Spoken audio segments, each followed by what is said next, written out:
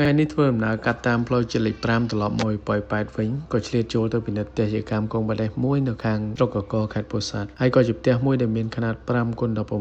3ជាន់មិនមែនជាផ្ទះຂະຫນាតធំទេផ្ទះនេះហើយຂະຫນាតប៉ុណ្នេះក៏ជាຂະຫນាតដែលល្អសម្រាប់បងប្អូនយើងដែលមានដើមទុនល្មមនោះគឺអាចសាកល្បងຂະຫນាតនេះបានຂະຫນាតនេះមិនធំមិនតូចប៉ុន្តែជាຂະຫນាតមួយដែលល្មមតែធ្វើទៅអាចឲ្យបងប្អូនទទួលផលយកទៅប្រើប្រាស់បានខ្ញុំឃើញថាຂະຫນាត5x16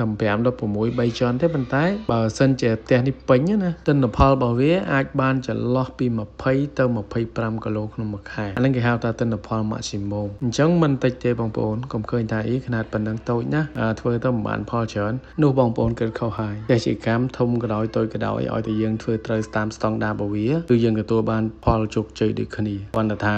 វាត្រូវការបច្ចេកទេសមួយដែលខ្ពស់បច្ចេកទេសមួយដែលច្បាស់លាស់យើងមិនមែនធ្វើឲ្យតែបានតែរួចទៅពីដៃហើយទទួលបានទិន្នផលល្អនោះទេវាអាចទៅរួចទេ